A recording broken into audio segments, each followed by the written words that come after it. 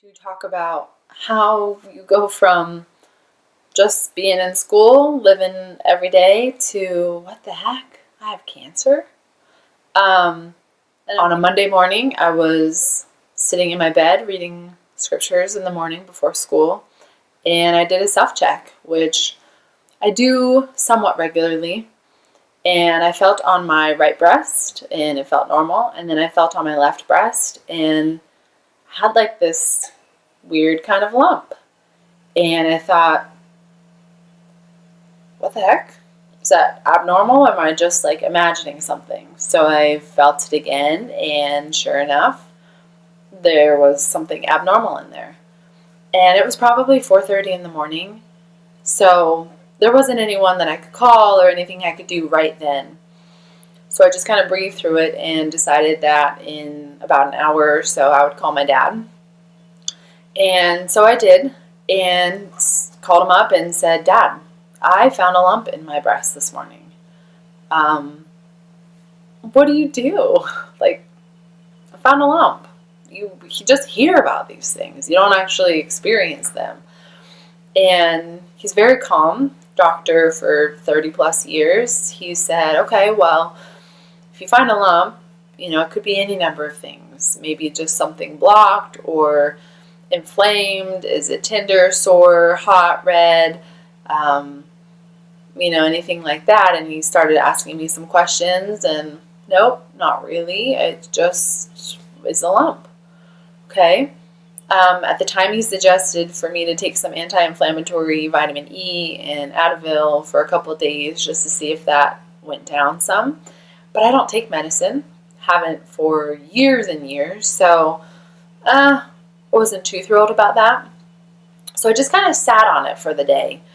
And then I thought, well, I can't sit on it forever because there's a lump in my breast. So the next day I emailed one of the professors at my school at Life University, who I knew as an MD, DC, and she teaches the OBGYN classes, so surely she would have some background, and emailed her, scheduled to meet up with her the following day. Met up with her, she did a physical exam in the office, and felt the lump, and said, could be any number of things, and she was naming off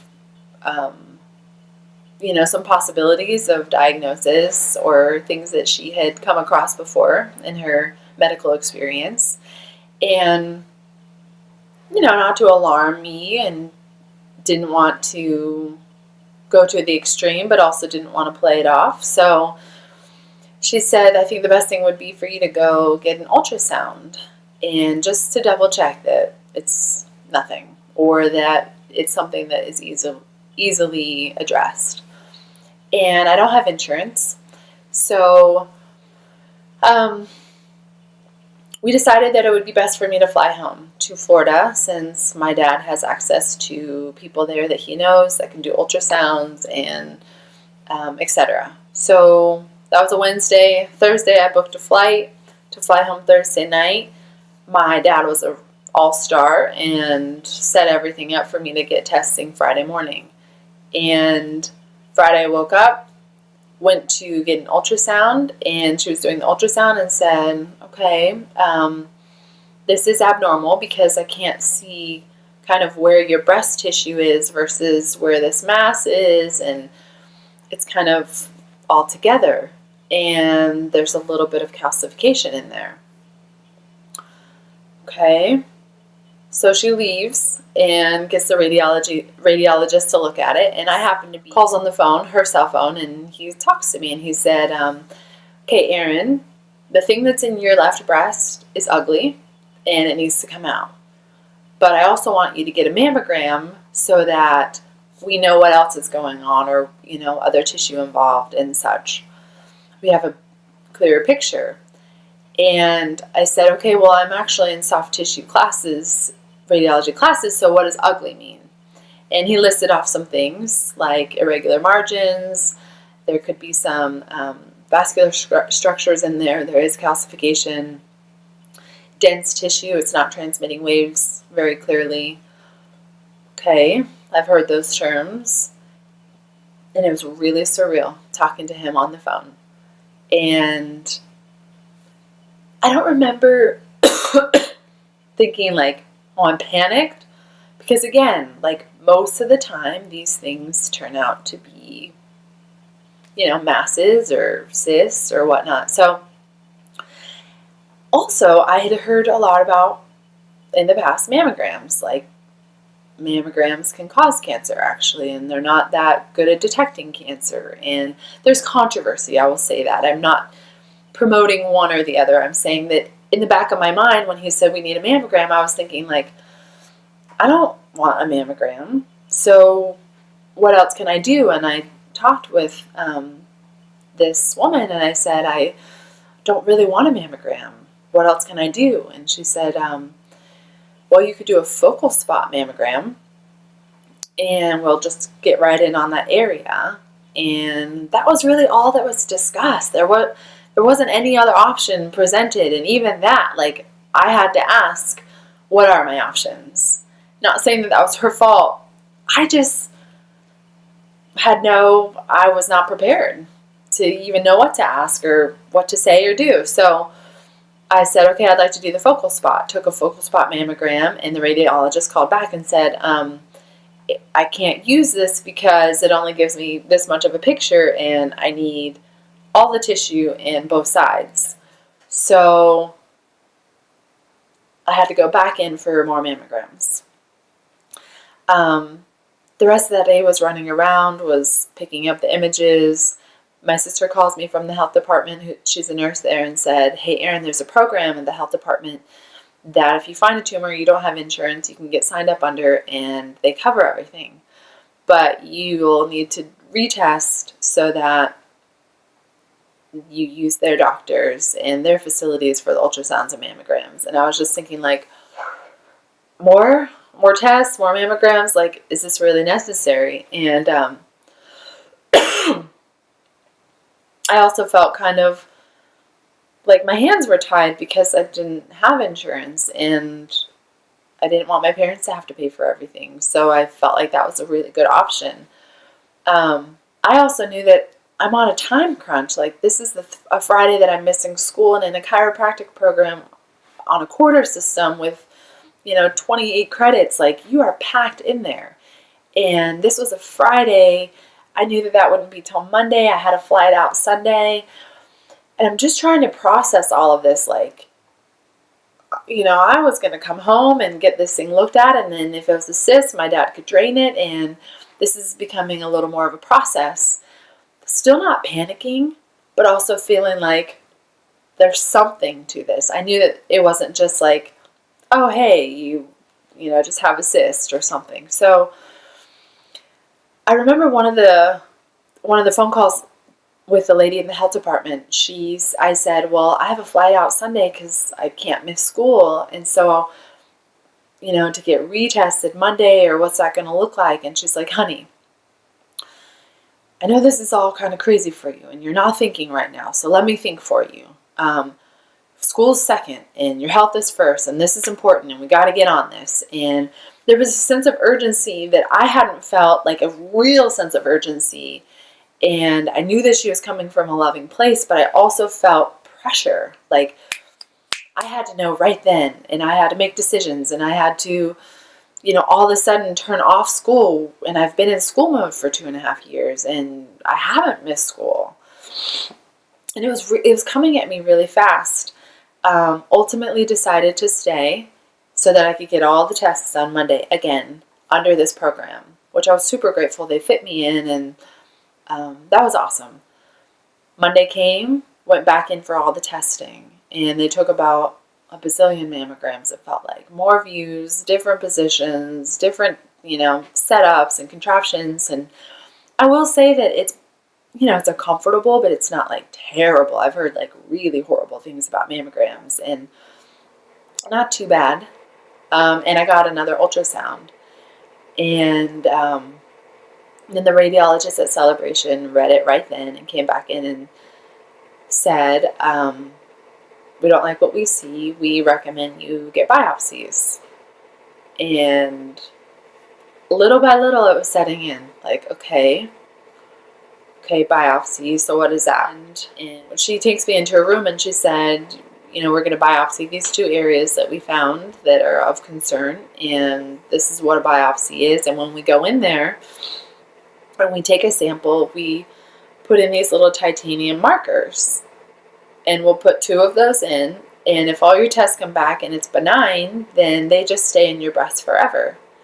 And if it comes back and it's malignant, then when you have surgery, we'll take those out.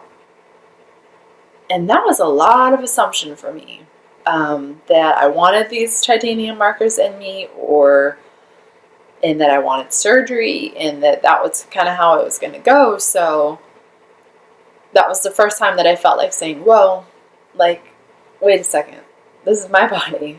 And so I said, no, thank you. I don't want those put in. And she just kind of looked at me and she said, what do you mean? And I said, I don't know if I'm going to have surgery, even if it comes back as, something that is of concern. And she said, well, in 9 years that I've been doing this, no one's ever, opted out of the markers. And let me go check with the doctor. And I was surprised that in 9 years, not one person has said, like, wait a second, no thank you. So she comes back in and just says, okay, well, we'll just mark it on your chart that you don't want them.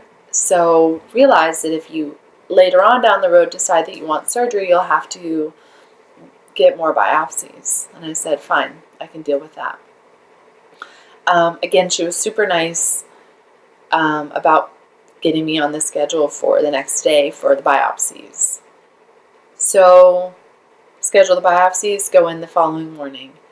Had 2 biopsies, a stereotactic and an ultrasound guided biopsy. In the stereotactic, you take your breast, you're laying flat on your belly, and your breast goes in this hole. They raise the table up and numb your breast, and then they go in and they did a vacuum extraction where that cuts the tissue and then sucks it out. I didn't feel anything, and the people were super nice, and I had to lay super still. And from there, we went into the ultrasound room, and I wanted to watch. And the doctor said, well, I don't recommend you watching your breast, but you can watch it on the screen.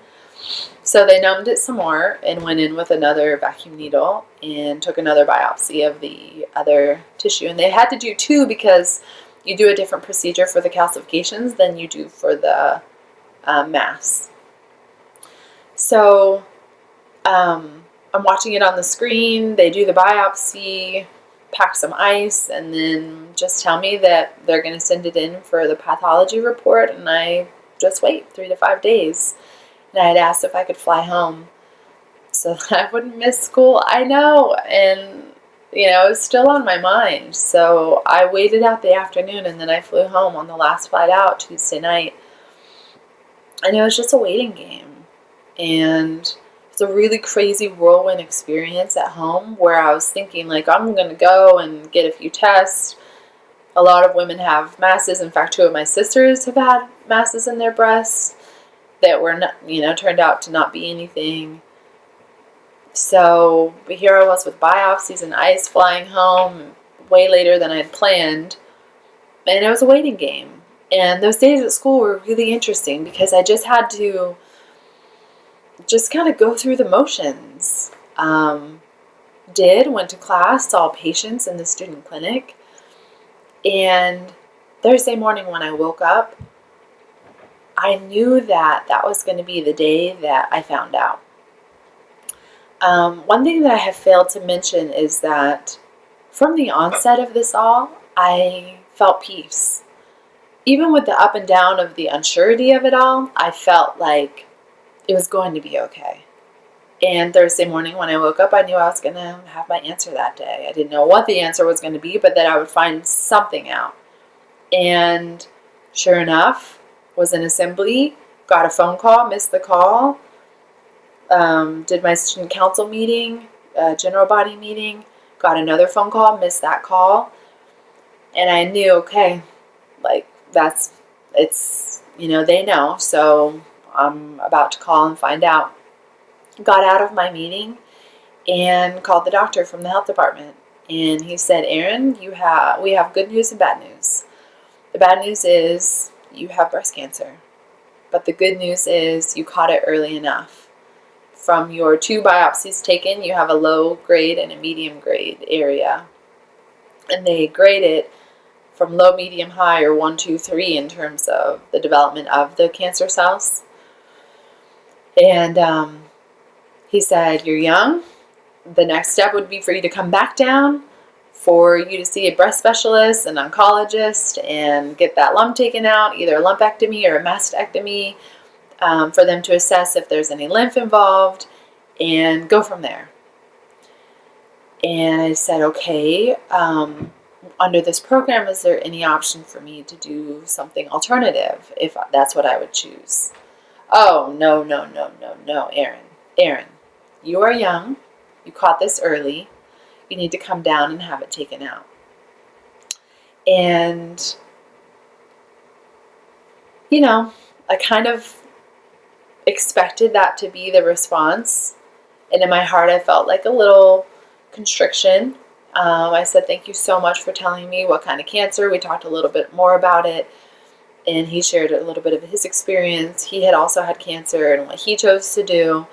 And I said, well, thank you. I'm going to process it. I'm going to call my parents, and then I'll be in touch. And I got off that phone, and I was walking back up to the main campus, just thinking like, Erin, you have breast cancer. Like, you have cancer in your body, but you feel totally normal. It just so happened that you felt a lump, but that's cancer in your body. And I sat down on a rock, and before I even called my parents, I looked up a little bit about papillary carcinoma. And it's actually a pretty rare type of breast cancer, and it usually happens in postmenopausal women. So I am just like blown away. Like, what? Because from there on out, and even now, I've gone in and out of like, is this real? Is this real? How are you supposed to feel? And that was the experience of finding out that I had breast cancer. And I was at school, and I was about to have to see a patient in student clinic, and I sat on the rock, and I laid back, and I looked up into the sky and just cried, and just thought, like, what a journey that's about to happen. And I have no idea what's to come. I don't know what this looks like. Nobody in my family has had breast cancer. I've not really talked to anyone that has had breast cancer. I have no paradigm for this thing. But what a journey. And cried it out, wiped my eyes, and went into student clinic. And that was that day. That was the experience of finding out. And